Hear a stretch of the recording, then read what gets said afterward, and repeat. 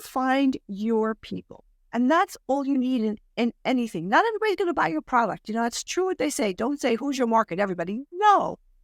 Find the people that you're serving. Find the people that also feel like they want to serve the same group. Welcome to Lessons in Leverage, the podcast that takes you behind the scenes of success. We'll help you unlock the secrets of leverage so you can amplify your impact in the world. Here is your host, Spencer Lowe. Welcome back to another episode of Lessons in Leverage. I'm thrilled today to be with Genevieve Piturro. She's joining us from New York, and she has this incredible story, and I think is doing something really significant. As we talk about leverage, sometimes it's easy to think about leverage of how do I get more money? How do I get more status? How do I get more stuff? When people think of leverage sometimes as this way to get more, and it can do that. But it's also about finding more fulfillment. It's also about having a bigger impact. It's about being able to do more and accomplish more for the world and give back. And so I'm excited to hear about your story today, Genevieve. And so thank you for being on the podcast with us. Oh, thank you for the invitation, Spencer. So take me back to before you were working on everything that we're going to get to, as far as where you're at today. Take me back to what was life like for Genevieve before all of it? When you were in your day job, when you were going to work every day on what probably felt at the time like the expected path, the normal path. Tell me where you were at mindset-wise and kind of what that experience was like for you. Sure. Well, I wasn't on what was expected of me path. Ooh, tell me. Firstborn of Italian immigrant father, Italian parents who really expected me to get married and have kids. I was the first girl. So I felt that from them. They steered me, and family was everything. And so I knew that's what they were looking and hoping and expecting. But I had a different idea. I wanted to work in corporate America. I wanted to work in Manhattan. I was close enough. And I wanted to be single for, as long as I could and just have no limits to the success I could have in the entertainment business in New York. And that was a role model I had was the Mary Richards character that Mary Tyler Moore had in her show in the 70s. And I used to watch this successful woman in the man's world. And I thought, how great would that be? And I knew I was bucking the family system, but I did follow that road. And so I was in Manhattan. I did leave home, again, much to my parents' dismay. And I did forge ahead, and I had this wonderful career as a single woman in Manhattan. And it was very exciting. Everything I thought it would be. Stressful, a workaholic, but all my friends and colleagues were in the same boat. We all thought we had a great job. We were all on I would say the money track, but it was early in my career, so I wasn't making those bucks yet. But I certainly saw, as we all did, that we were on that track. And so 12 years in, here I am, pretty happy with the way things are going, not realizing that it was all here. It was all the way it looked, and it was all the way I positioned it to be successful and have the status I wanted amongst the people I considered those who measured success, Mm-hmm.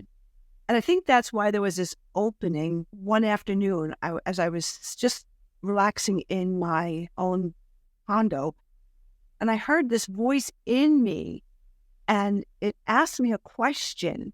It asked me, if this is the next 30 years of your life, is this enough?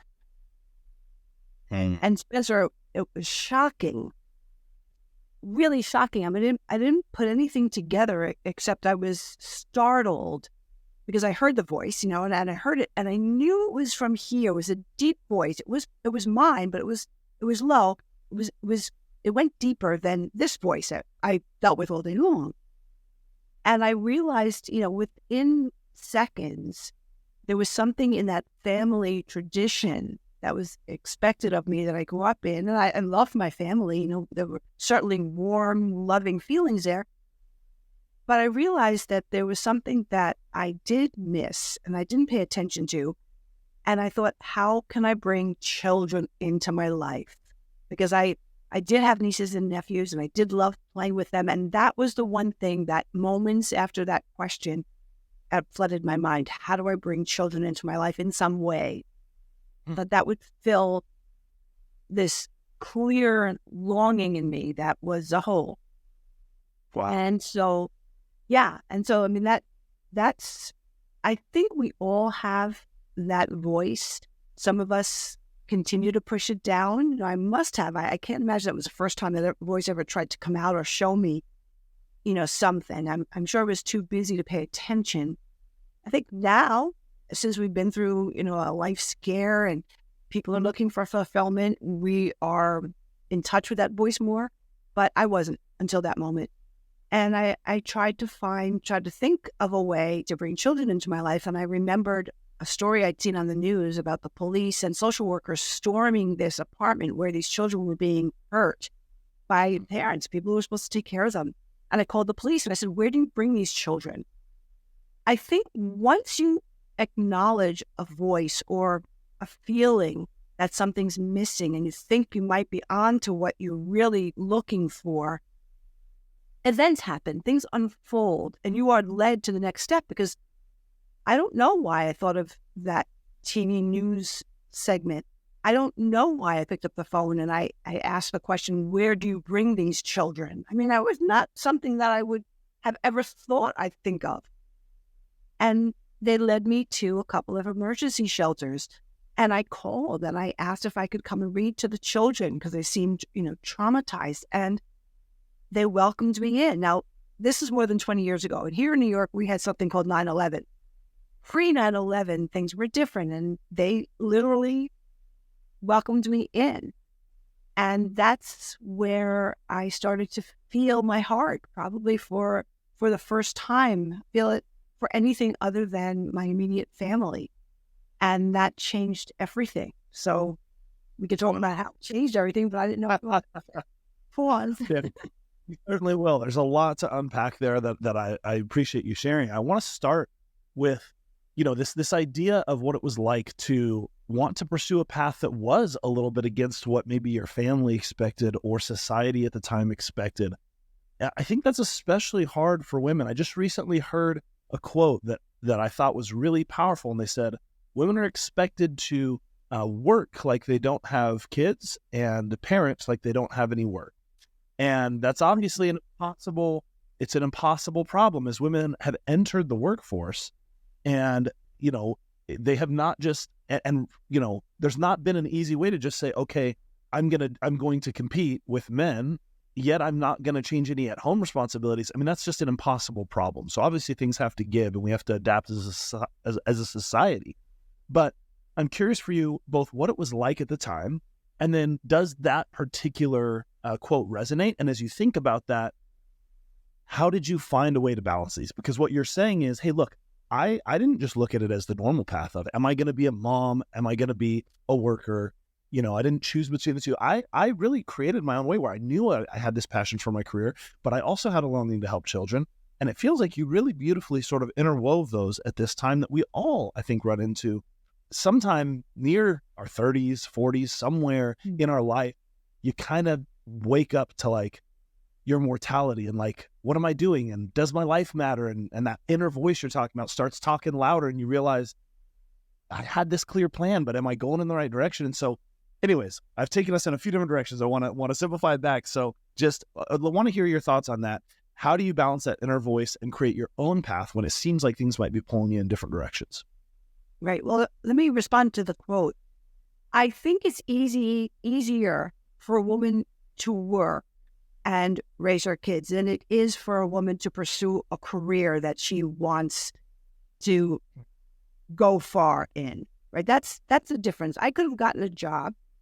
I could have always along the path gotten a job that didn't take up my energy, 24/7, and that I wasn't looking for that corner office, because that's what I was doing.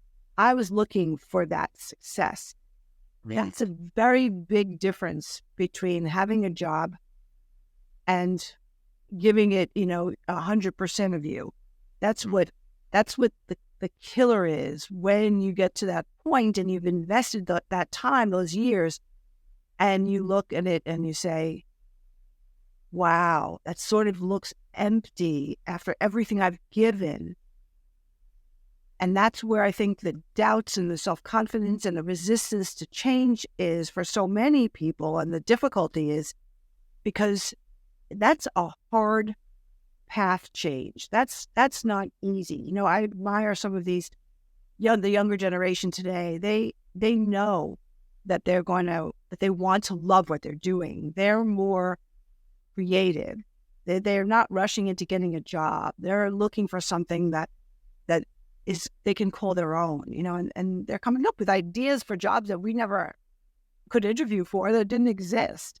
You know, they're making up their own jobs and starting more companies. And I think, you know, I wasn't taught that. I was never even taught the word purpose. And I think that younger people are. And, you know, I hope to contribute to that lesson, that's the difference between working for your head and working for others and working through your heart and serving others. You know, one of my favorite principles was taught first by Jim Rohn and then subsequently by Tony Robbins and Simon Sinek, who have all really highlighted this need to start with why, would be how Simon Sinek puts it in his book. You know, it's this idea that you have to understand, you have to have really compelling reasons for something in order to find fulfillment in what you're doing. And I think people today talk about finding their passion as like, what do I like? What's fun? What do I enjoy? And then they'll realize that everything can be empty. Like you said, you enjoyed your career and you were giving it all of you, and yet you still this emptiness at some point. And you realized, all right, I've got to listen to my heart to find really why. What impact do I want to have? What is my why that's driving me, that is going to be more durable, that's going to be more rewarding, that's going to have that purpose? And so, you know, do you have any advice for either young people or anyone who might be at that inflection point in their career where they're starting to wonder, does this matter? Is this really what I want to do for 30 years? You know, to put it the way that you put it. And when you get to that inflection point, how do you tune in to really listen to your heart and find those really powerful reasons that will drive you? I think if we're honest with ourselves, I think most of us really feel good and feel fulfilled when we're helping someone. So you can help someone, you can help the nice people across the street, you can pick up food for the elderly, you can take somebody's dog for a walk, or you could, you know, adopt a dog, all of those things. But people haven't come to terms yet with that as a purpose that is really the underlying reason for searching for what fulfills you.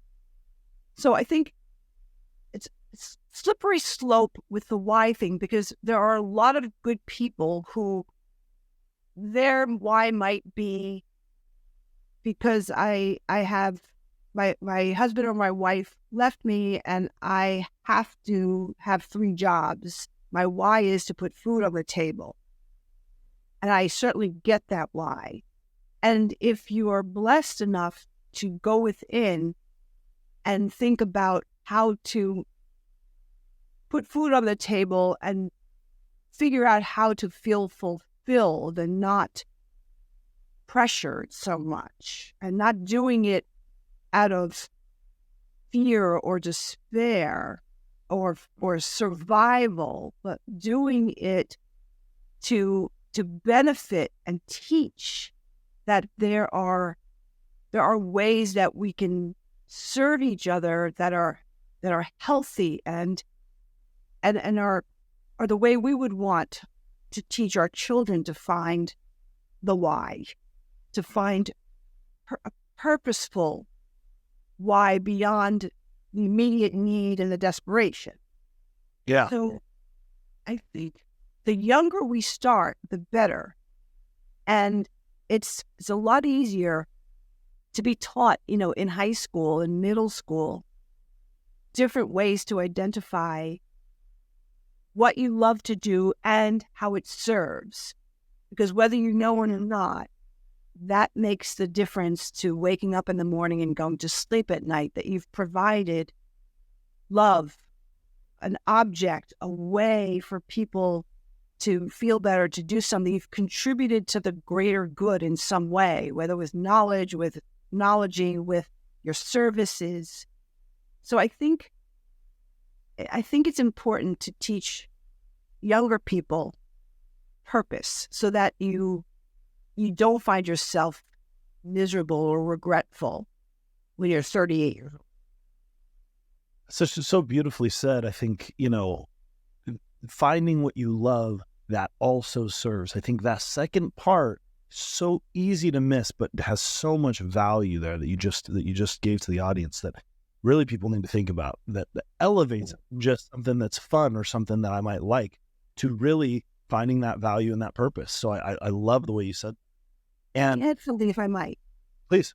I think we also don't realize, and maybe some people think it's selfish, but when we are doing something that we love and we're sharing it, that is a contagious high, right? If you're teaching someone or you're showing someone or you're asking for help in doing something, you're talking about it, and you are clearly exuding this high and this energy, right? We're energy, we can feel each other. How many times you go somewhere and you say, oh, after 5 minutes, that person, I'm done, or, oh, I want to stay over here with this guy. We know that. And when you share that, and creative people do that all the time, songs, theater, movie performances, teachers, nurses, doctors, all kinds of people, when they're doing what they love and they're sharing it with you, you feel good too. And that's service. That's service. It's not selfish to do what you love. It's selfish when you don't share it. What a great insight. So as you think about people that maybe are struggling, because they're on whatever that path is, maybe they're on the path that people expected them to. Maybe they're more like you and they took an unconventional path, but they find themselves at a place where they think they feel a little trapped by the perceptions of others. You mentioned in your story this feeling of sort of, as you were awakening to, is this all there really is? There was it sounded like maybe a little bit of a looking around at who you thought was successful and saying, I mean, that's what it seems like I'm supposed to do. And so we all kind of do this. We all use an environment. And so if we're choosing an environment of highly successful people, then that might drive us to be really successful. If we're using the environment of our parents, then that might have led you down a very different path in life. So whatever those references are that we've set for ourselves, you can find yourself feeling a little bit trapped, I think, in the expectations of others, in the weight of, maybe the decisions you already made, almost a sunk cost fallacy of just being like, well, I've already put 10 years into this and I'm at this point and I'm making this money and I couldn't possibly give this up. And so many people wish they were in my position, or, this is a privileged position I'm in. And so all these narratives in your head, and you talk about this, shifting from this head voice to this heart voice, which I love. I think it's such a beautiful metaphor. And so how do you do that? Talk to me a little bit about how you help people do that when they're in their head voice, they're focused on the external world and what people expect of them. How do you get back to the internal world and to your heart? Yeah, it's the older you are, the more responsibility you have, the harder it is. And I get that. I coach people all the time, and it is something that you have to recognize. I would never tell anyone, oh, come on, just make the change. Trust me, it feels good. You should be doing this. This is your part. No, I mean, I made a mess of my life. Thank goodness I put it on track, but I get it. I get how scary it is. I get how you worry about what other people think. And on top of that, if you have kids or someone, people that you are supporting, and you go to them and say, oh, I don't really want to be a CPA anymore. I want to dance. I can imagine, first of all, the fear in you to have to say those words, and then actually, taking that first step. I know it's scary. So I teach the slide and I teach the jump. I'm a jumper. I always do. I don't know why. I think you have that gene or you don't.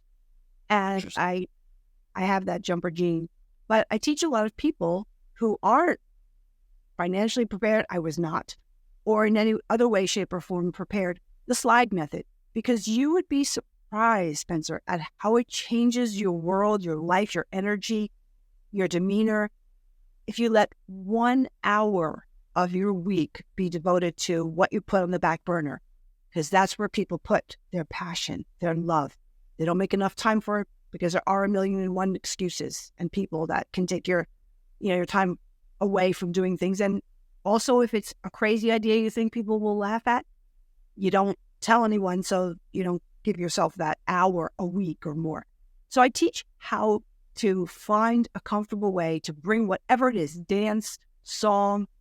If you want to be a doctor when you're 40 years old, if you want to go into nursing, if you want to be a teacher, a lot of men go into teaching after a crazy corporate career, because they need those kids, they need that heart. That's what it is. That's what it is when we want to be with kids. They let us be kids. You feel off them. They're not afraid. And we want that. We hunger for that. So I help them find a way to introduce that in some way, shape, or form that they're comfortable as a slide into their life for an hour a week.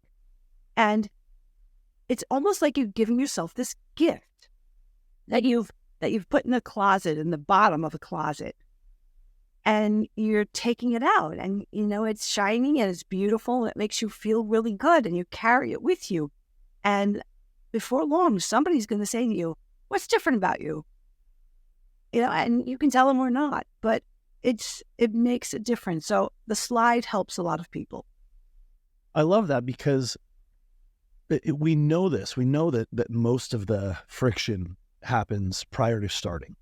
Most of our imagined or real tension is with taking the first step and trying to get started at all, not knowing how to get started, not having fears about what will happen if we start. Like you said, worrying about what people will think.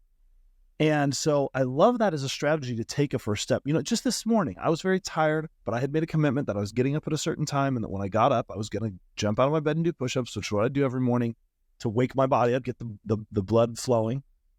And so I repeated my favorite quote to myself. Tony Robbins said it. I said, don't negotiate with yourself. I got out of bed and I said, but I'm only doing one push-up, because as soon as I realized I didn't have motivation, I said, okay, I'm not doing 50 push-ups, just doing one. And I got out of bed and I started, and I still did almost 50 because as soon as I started, I was like, well, I can't just do one. I can't just stop after one push-up. It doesn't even feel like I did anything. I didn't get the blood flow. That's not the purpose.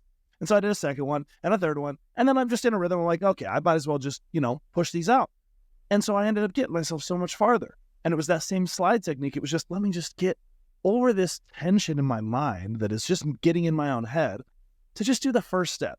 And by the time I was done, I was wide awake. I felt good. I was happy that my day was now on track. Then I went down and did the rest of my workout, and I, took my daughter to school and was able to, all the other things that would have started to get impacted by me sleeping in or not keeping my commitment to myself, everything went better. And I think that's exactly how this can be for people who apply what you're teaching here is, once you're giving yourself just an hour a week to do this thing, you might find out on accident that you want to do a little more of it, or it might be easier to reward yourself like you talked about and to feel that energy. And you find out that it was never as hard as you thought, but you just don't know if you don't make time to start. And that's an incredible principle. Oh, go ahead. For purpose. And if you feel that 1 hour or maybe 2 hours, or maybe you change the activity, it might be enough. It might be enough. Nobody says there's pressure that you're going to have to quit your job. Some people do, some people don't. But you need to give that purpose, that life. Yeah, I love that too. I think, we're in an interesting time where I just recently read an article that talked about how the mood towards children in the U.S. has become almost antagonistic, almost a little bit towards the side of like, this lady had basically traveled, and she noticed that when she went to Greece on the tram, everyone was picking up her kids and helping, and there's this very communal support of when they got to a restaurant, if there wasn't enough seats, they'd give the seats to the kids. And so she was talking about how society really revered children. And then when she came back to the U.S., it was like, can you get your kid off me? Can you, take your kid out? Don't let your kid be a problem. Your kid shouldn't inconvenience me. And even some people, I don't want to have kids because they're an inconvenience. And there's this idea of, that she was sharing that was kind of like, maybe we've swung a little too far in certain directions towards our attitudes towards kids. And I love the way that you're talking about it, where there's this idea. Sometimes people think it's sort of a, am I going to have kids or not have kids?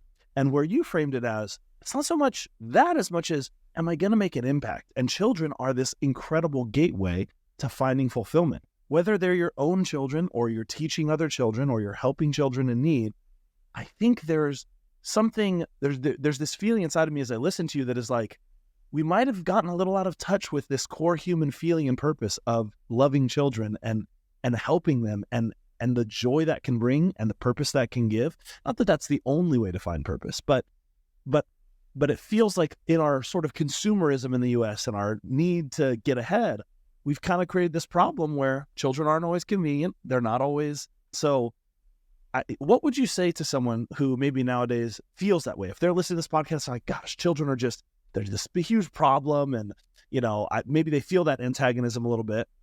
What have you found that's been so special? Why has that been such a meaningful part of your purpose?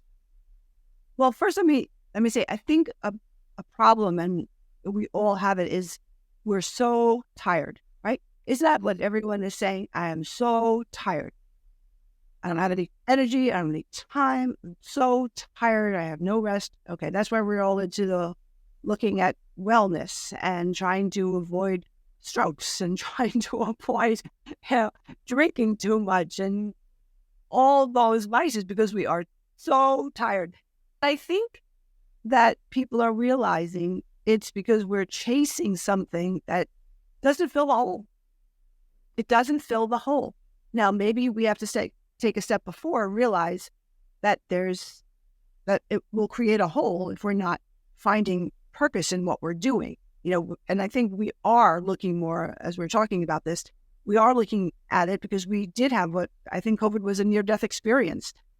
For a lot of us, it hit family, it hit wake up. Everybody else I was afraid, what could really happen. And I think a lot of change has come from that. Now we're still heavy on I'm still so tired.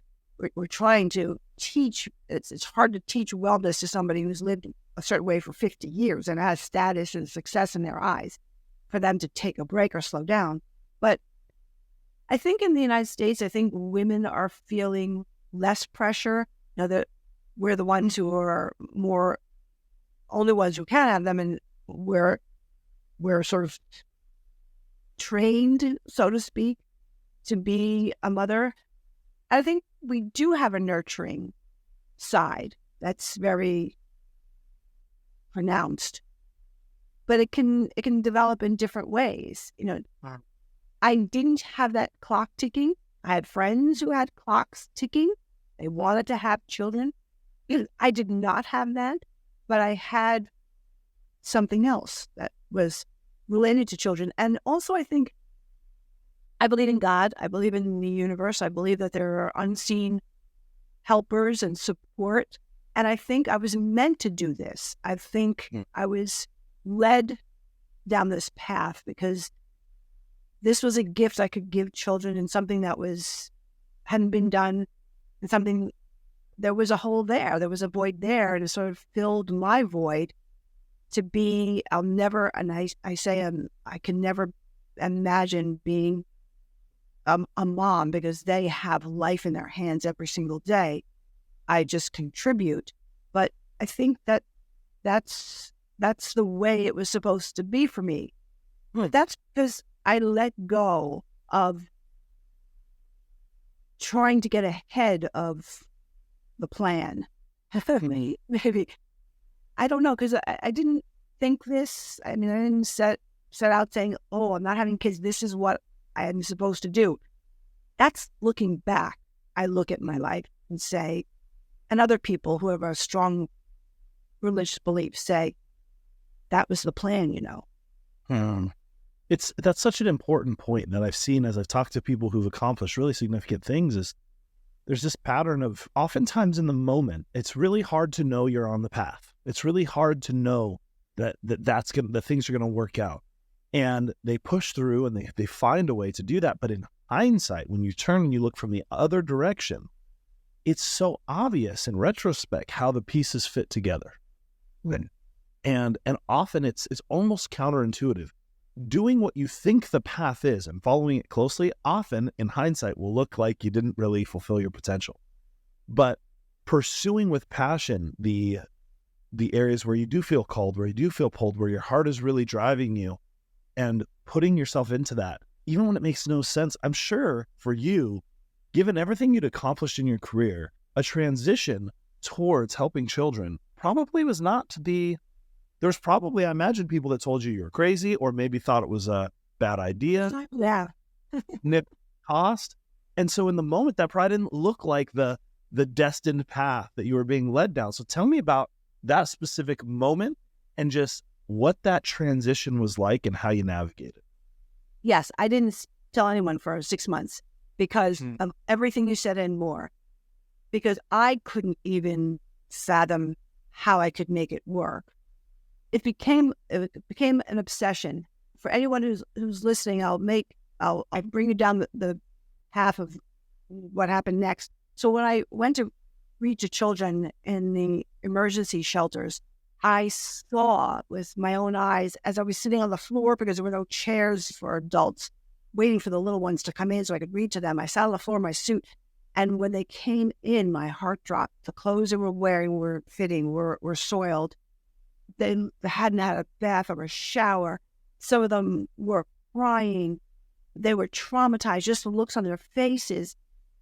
And they sat on the floor with me, and I read stories in silence. I didn't say a word. They stared at me like, I kept thinking, oh my God, I want to take them. I don't want to take them away from this, I mean, people are caring from the shelter, but I can't imagine how sad and scared they feel. And that was how I felt every time. So when I saw how they were going to sleep after I left them, I snuck and looked where they were bringing them to go to sleep. Now, they were safe. Thank God they were taken from where they were. But they were sleeping in the same clothes. They were afraid. They were huddling together. And there wasn't what my mom gave us. And I had that flood of memories. My mom sitting on my bed, my sister's bed, my brother's beds in the other room. The stories, the laughing, the snacks, at least half an hour on the girls' side and then half an hour with the boys. And of course, pajamas. And here I am. That was what stuck out to me. They were trying to sleep in their tight, dirty clothes. And I asked if I could bring pajamas. So I did. They thought that was a nice idea. And I did. And I gave them out. But one little girl was terrified to get close to me. She wouldn't let me get close to her. She just wouldn't take anything from me. And the other kids had taken their pajamas. And finally, I tried the last time she was just standing there with her caregiver. And I knelt down and I said, honey, and I explained, they're soft. You can keep these. You could probably wear them all day tomorrow. They'll fit you. They're pink. You have pink in your shirt. And she leaned in and she asked me, what are pajamas? And that's when I lost it. That's when everything up to that point was, I don't want to say erased, but didn't matter. It didn't matter. It slid down the slide and was gone forever. And that became I was just focused on, and I kept saying to myself, how many of these children are there? And that forced me to work hard and to go after it. However, I didn't say anything, as I said, get back to the question, for 6 months, because when my brain started to think, are you seriously thinking about walking away from that? You have a mortgage, young lady. What are you really going to do? Visit these kids every day? Shop every day and go there for an hour at night and give pajamas around the world? Are you crazy? And of course, it was right. It had, it had merit, those questions. I had no answers, let alone tell anyone, because who could possibly say, that's nice, don't worry about the money, doing the nice thing. And that was very difficult to live with. And I got the courage up to have a drink with a coworker, not in my company because I didn't want her to know anything, but someone else who was similarly climbing the corporate ladder. And I thought, she'll think this is so nice. Maybe she'll help me. Well, she read me the riot act. Are you crazy? You worked so hard to get here. What do you think? You're saving their lives? You're not building them a home. You're not adopting them all. What are you doing? Can't you just do that like on an weekend afternoon? And that was it. I didn't zipped up for another couple months. And it was really difficult because I didn't know where to turn. I didn't know what to do. I couldn't shut off that need, that obsession. And I couldn't justify why I lost interest in that. I was so lost. I was so lost. And I started dating somebody, and clearly he thought if we got serious, I'd have a job. And I said, I have to just tell him, because if he's going to go away, I might as well go away now. I told him I met this little girl. I told him the story, really waiting for him to say, well, how are you going to do both? You need to contribute here. And he said, I think you should go for it. I'll help you figure it out. I married him. We're married 25 years this year. But that was the first time. And then I told my mother, and I told my father. My father was, worried and didn't think it was a great idea. My mom said, I know you'll figure it out.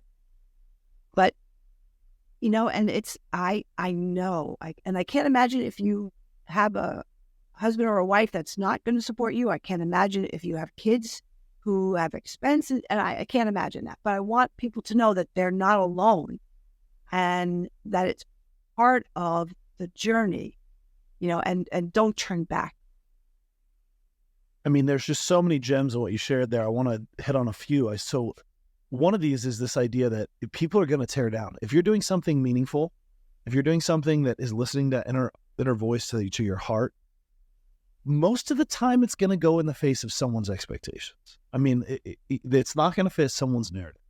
And for that person, so many people, good people, struggle with the fact that if what you're doing does not align to my view of the world, well, I don't want to have to rethink my view of the world, so it's easier just to tear you down or tell you you're crazy. Because if I accept that actually maybe what you're doing is really meaningful and important and maybe more fulfilling than what I'm doing, well, what does that mean about me? And so it's just much easier to tear down or to criticize than it is to be introspective and say, oh, I can see the merit in that. I can see why that would be good. I would personally struggle with it for these reasons, but I think you should do whatever you feel. A lot of people are not at that place emotionally. And it's not a criticism of them. It's just they haven't gone through the experiences yet to know what that's like, to know how to encourage you on a journey like that. And so first of all, if you want to get advice, you got to find people who are there emotionally, because they can coach you. They can help with that journey. They've been there. Most people haven't, and most people, it's a threat that you're doing. So that's one. You have to let them go. And you have to let those relationships go if they can't cope with it. That's exactly right. Because you're not going to get to the end of your life and be so happy that you met someone else's expectations. You're going to be happy if you really lived what you knew was right, what you knew your purpose was, what you found really fulfilling. And so there's so much leverage in this idea of finding the right mentors, cutting out the people who are destined to just cut you down, and being able to create that support system. And the second piece there was finding in a marriage and a partner someone who can really give you that support. I think that's so important. There's a lot of out here to tell people how to get married or when to get married or if to get married. But I can tell you, I have found in my life, and now here's another story, and it's a pattern I've seen from a lot of people who've accomplished great things. They usually have someone there that's always in their corner, that's willing to support them, that's going to be through the good and the bad, because it's not going to be easy. And if you don't have that, it's so much harder on yourself. So I think when you're thinking about a partnership, when you're thinking about someone in your life, there's maybe nothing more important than this concept of, is this person really going to see my heart and fuel it and put fuel on the fire and help me really believe in myself and go after the things I want to go after? Because it's one thing to believe in yourself and to know that you can do it. You have to start there. You have to have some confidence in yourself. But there's going to be days where you doubt yourself. There's going to be days where you don't know how to make the money work. You are letting your partner down or whatever. And yet weeks and months, even, and years. And so having that person, I just made me so happy when I heard you talk about that, seeing the joy on your face. That's something that you gotta find. And if it's not a partner, a friend, a family, a loved one that has that for you, those people are invaluable in your life. Those are the people you have to prioritize and really invest in, because when you guys are fueling each other's heart, what really your purpose is, your happiness is in a totally different space. So anyways, just wanted to highlight some of those observations that I thought were so powerful from your story. So tell me then about, once you've made the transition, now you're focused on helping these kids. You want to give them pajamas. You want to tell them stories. you want to meet an emotional need. And that's another thing that I think people miss. We talk about how people don't understand what you're doing. People tend to think that life is all very logical. And yet so much of our experience is emotional. And so it's easy to criticize, well, like that one friend that you had, and say, well, why aren't you giving them a home? Or why aren't you doing something like this? And sure, those things might be very important. But at our core, what we all need is we need to meet our emotional needs. I mean, we're all just pursuing, we want to feel loved. We want to feel connected to people. We want to feel safe. You know, these kids that are in chaos or coming from real abuse or real hardship, they want to feel safe. And so it may not be intuitive to someone who's never experienced that or never seen it firsthand. They might think, well, just give them food. Well, they do want food and they need food, but who's meeting that emotional need for them when their parents have let them down or aren't there for them, or there's been tragedy? That's such a critical part that we can ignore. And this applies to every aspect of life. And so it's such a high leverage skill. If you want to accomplish bigger things, find more fulfillment, be more successful in business even, when you realize everyone's just trying to meet their emotional needs, it changes how you think about the world. So my question to you is, tell me about now, how did you go about really building from there? You knew what you had to do. You started in. What were the tactics? How did you go about, did you raise money? Did you start to raise awareness? Did you just self-fund it all? What was it like to actually build this organization and be able to go make the impact that you've had? Well, I laugh at the self-funded. No, I'm not a saver. I wasn't a saver. And then anybody is thinking that they want to do this, but they don't have any money, buy my book or email me. I will send you a copy, because I had nothing, and I got into debt and took credit cards away, and, you know, my husband had a sacrifice too. So I was not one of those people. But what saved me is the lesson that I teach most often, and it is the core of business success as well. Purpose has nothing to do with starting a nonprofit. You have purpose when you are a leader, when you are a team member, and you are serving. And that's what you want to do, whether you're making millions. Good for you. Good for you. You are serving people. It's the human connection. And for children, it's exactly what you said, especially children who are at risk, who have been traumatized. And that incident happened to me, and incidents happen to other people that have nothing to do with children, but it is something that they are helping in some way. You can make a box. If it helps people move things, it helps people find a place, to put something that's safe, doesn't matter as long as you are helping people. So I started talking. And you know what? The key to when you find your purpose and you start to tell people, you only need the right people. You only need the people who are going to resonate with you. I asked millions of people to support me buying pajamas for these kids. A small percentage resonated with my story, but when they resonate with your gift and want to share and start to share their, oh, you know what, I can relate to that because of this, because of that. You just need your team. You just need your people. You don't need everybody. So I had to learn not to be upset when I asked for support from somebody, preferred to give to animals or seniors or a disease. I said, good for you. I'm so happy to hear that. That's great. Thank you. Let me know how I can help. And then you find your people. And that's all you need in anything. Not everybody's going to buy your product. It's true what they say. Don't say, who's your market, everybody. No. Find the people that you're serving. Find the people that also feel like they want to serve the same group. I think that's an issue that we've struggled with in hiring for the last 50 years. There's not a conversation with what do you want to give? How do you want to participate? Because we'd love you to participate in a way that's personal to you. We're not existing because we want robots to hire.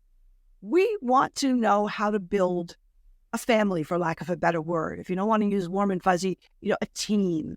We want some place where you are expressing what's important as a gift to our goal, so that everybody owns a piece, everybody's invested. And we haven't asked those questions until lately.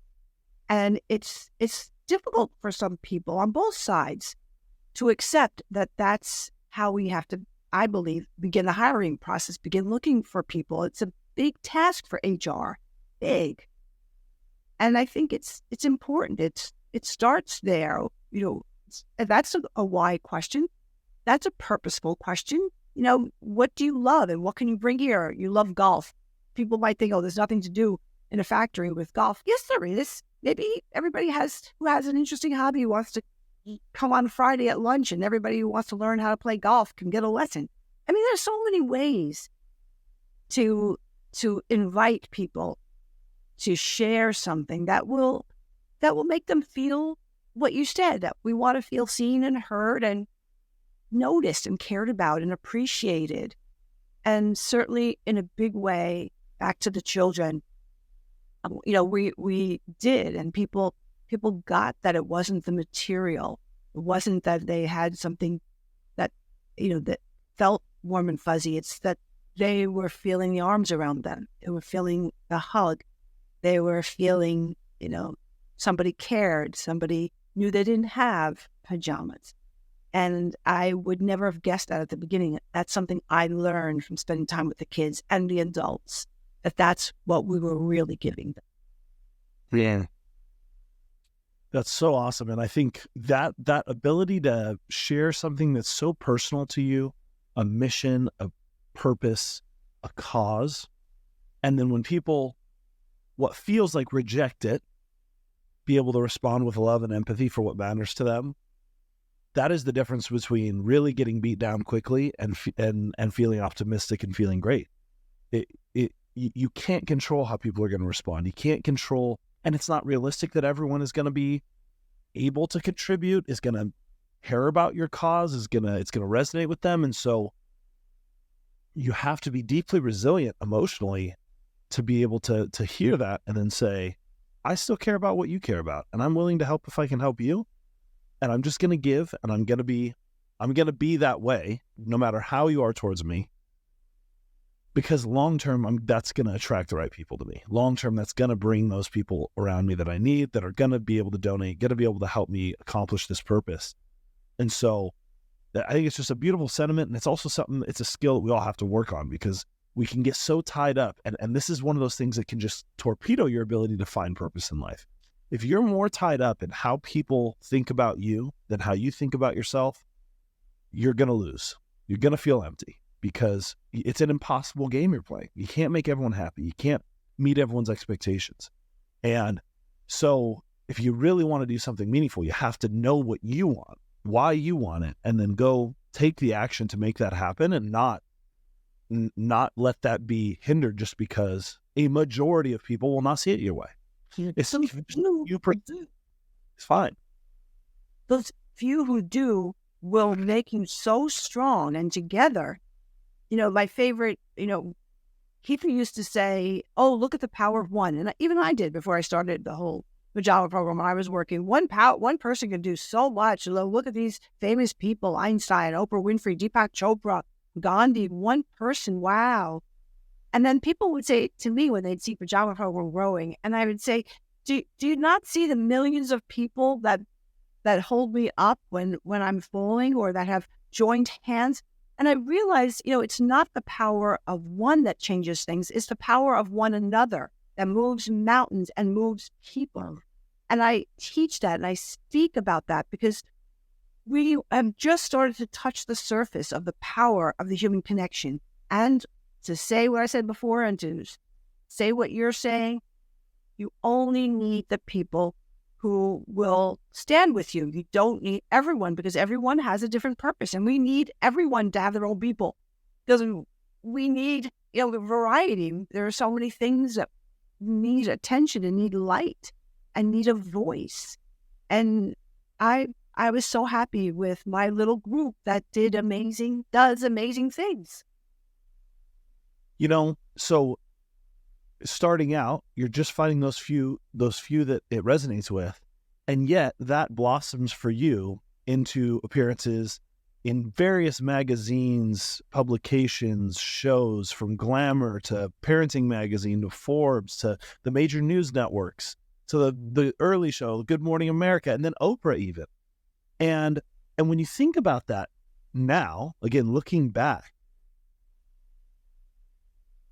if you let all those detractors get to you, that none of them would have guessed that you'd get to where you got. None of them would have guessed that you would have attracted that kind of attention. So my question really is, one, tell me about how validating and fulfilling it was to get that kind of attention. And two, what did you learn along the way? What was it like to go from, I'm just trying to get that traction of a few people who believe in me, to now you've created a real movement, you've gotten really broad reach.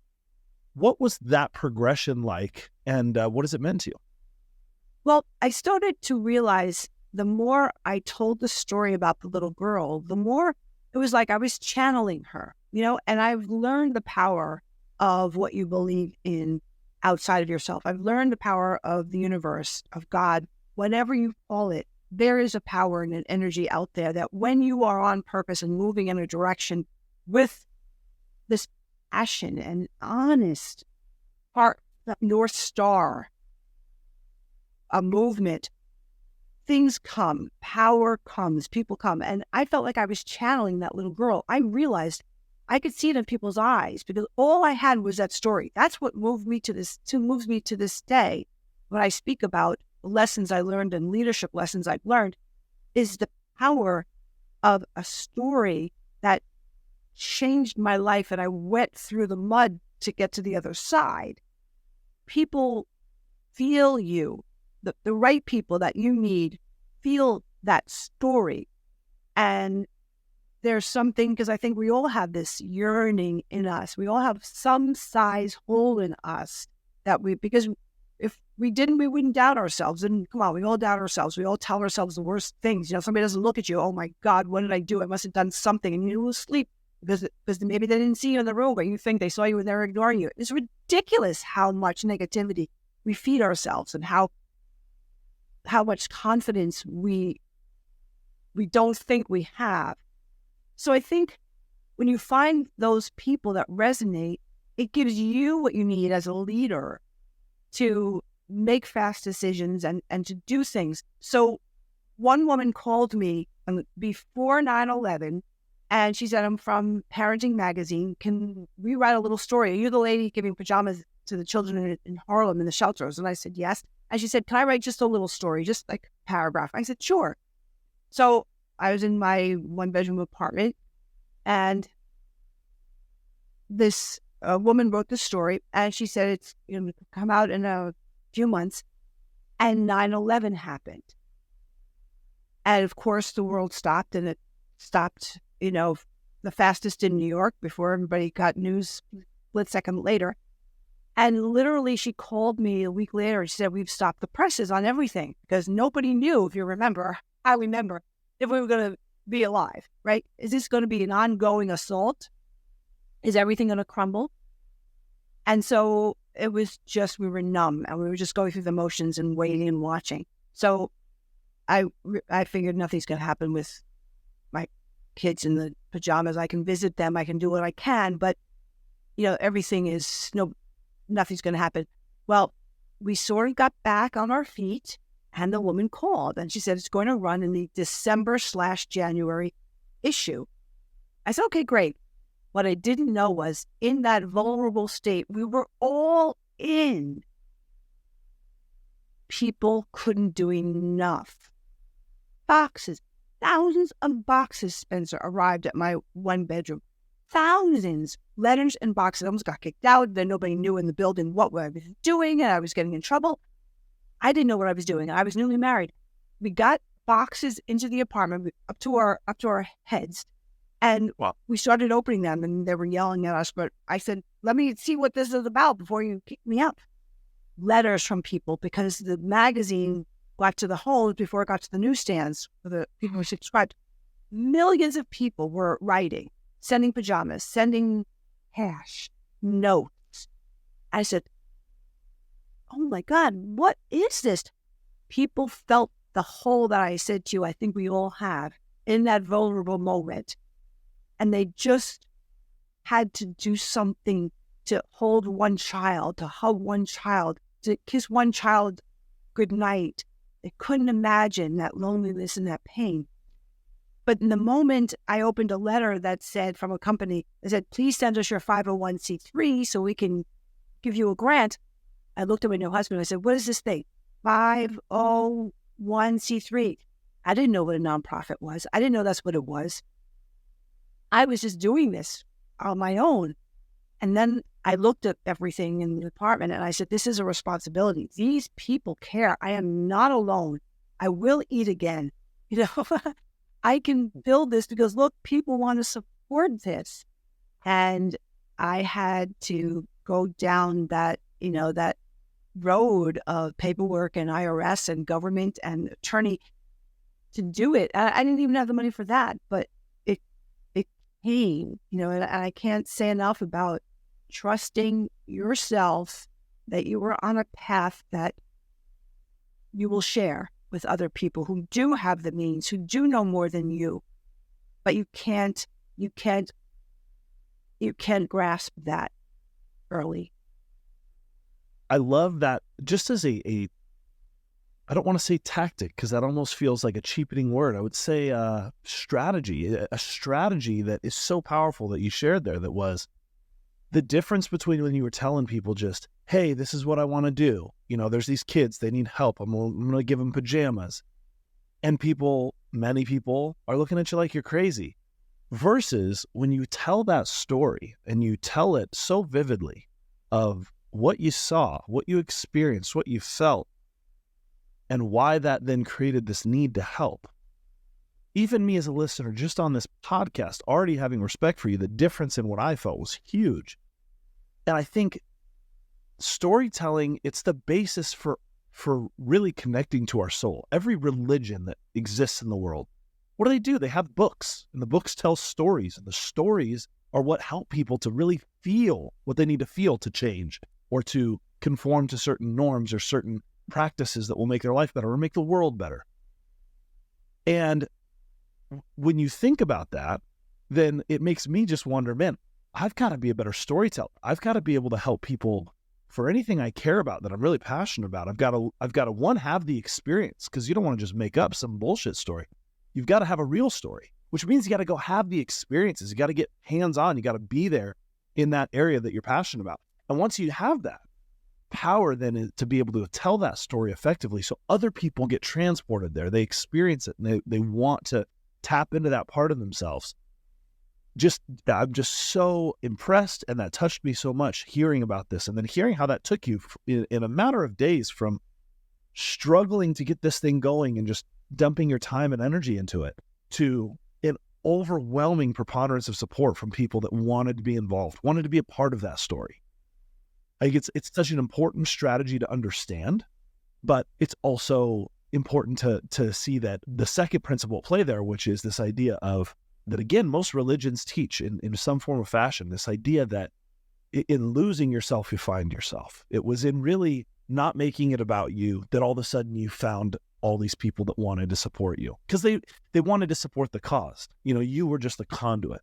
But if you make it about you, people aren't going to care to support. When you make it about who it should be about, which is the people you're serving, the cause you're pursuing, then people do want to help. And so there's just so many valuable takeaways in there, but I just love how that story has been so powerful. And I was touched by it just as you shared it. Yeah, I didn't know either until I was brave enough to tell people the story and not worry about what I was worried about for so long. The reaction would be like my friends. Yeah.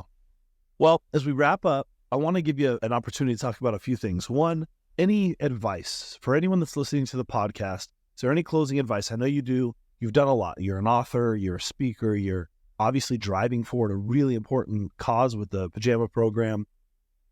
But if you look back and you think about just the few things that you would have taught yourself earlier that would have helped you to realize this vision earlier, feel more fulfilled earlier, what would you tell? What would be the few things that you would leave the audience with? And after that, we'll also dive into how people can get involved and support such a great cause. Thank you. Well, first, and it goes to what you're saying, but let me just say, I ran Pajama Program as executive director for 20 years. And in that 20 years, I learned so many leadership and life lessons, and I was asked to speak so much that I realized more and more people were willing to start thinking about purpose and how to live a different life, because I was honest with my fears and my financial issues and everything. So I knew I wanted to write the book and speak. So I passed the baton of executive directorship to Jamie, who was president of our board. And she said, if you ever seriously want to do that, Purpose Part 2, I will run Pajama Program. So I passed the baton, salary and everything to her. And the reception has been great. And I didn't time it to come after COVID, which scared me when I saw that I was going to be in COVID doing this. But it's also been a blessing that people are open to looking for purpose. I tell people, call me. Let me try to talk you off the ledge, because unless I tell you the down and dirty of my fears, you might think you're alone. And that's the first step. So I am still in touch with so many people that I tried to be honest, who I was honest with, who at least could breathe to say, okay, so I'm not expecting purpose to be this beautiful, easy ice skating, event. It's not. And once you get past that, I'm happy to talk to you a little bit about the slide piece, because everybody deserves to have the life in their back burner passion project. So call me, try to get in touch with me. Let me talk to you a little bit and see where you are, and be an ear, because often these people don't have somebody that they can be honest with. So I always offer that, and I'm happy to offer that again. And once you get to a point where you can tell someone, you'd be amazed at the support when you start telling people. Because you're going to voice it with emotion and love and energy, and you never know that you might be talking to somebody who's like, I wish I could tell someone I really want to be a ballet dancer. I wish I could tell someone, that I really want to open a dog grooming, place.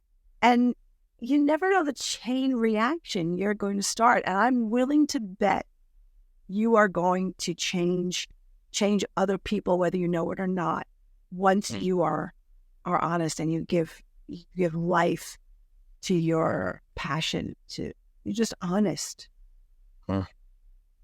That's beautiful. If people want to get involved with Pajama Program, is there something better to do than to go to pajamaprogram.com? I know that's where people, .org, pajamaprogram.org, where you can obviously see everything they're working on, donate money, volunteer to help.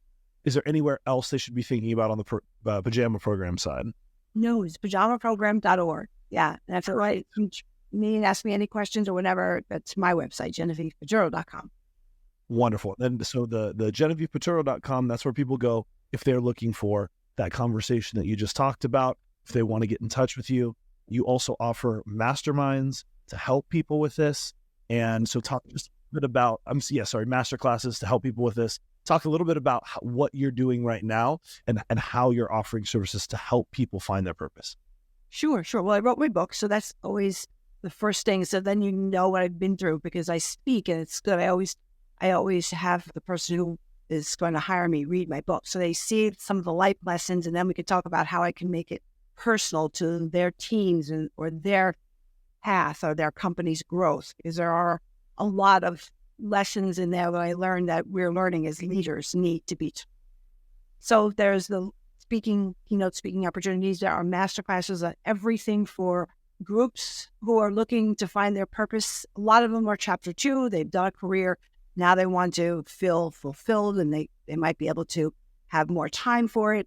There are masterclasses on feel the fear and do it anyway. There are masterclasses on how to listen to your heart and lead from your heart. I think that more and more leaders are realizing that they're not bosses, or at least the more successful ones who will probably retain more people have a heart-led leadership style. So that's changing. The whole list, everything is on the website. And it's all about living who you are through your heart with the human connection as a pillar right next to purpose. That's beautiful. Well, if you're hearing this and that resonates with you, make sure to go to GenevievePiturro.com. You can see all about her TED Talk, her Oprah appearance, her books, her master classes, all of the different ways that she can help and support you. So you've been wonderful to have today, Genevieve. So thank you so much. And we wish you nothing but success, both with your nonprofit as well as with your new endeavors. Thank you, Spencer. Thank you for giving us this opportunity, all of us, to share what we love. It's just part of helping us be successful. So thank you. My pleasure. Hey, before you go, I have a small request. Our mission is to empower as many people as possible to maximize their potential through the power of leverage. Could you help us in this mission by leaving a review on iTunes, Spotify, or YouTube? And if you know just one person who would benefit from today's episode, would you please share it with them? Your support means the world to us, and we are thrilled to have you in the community. Thank you for being a part of our journey and helping us grow. You can find show notes for today's show and past shows at lessonsinleverage.com, which also has links to connect with me personally and connect with our various podcast channels across your favorite social networks. A big thanks to Solve.cloud, who sponsored this episode. They're a group of expert consultants that help SaaS and financial services companies to implement, optimize, and manage Salesforce.com. They can help you with custom integration solutions and are helping customers to implement some of the most important generative AI technologies. You can find them at solved.cloud. That's SOLVD.cloud is the URL. Thanks again, and we'll talk soon.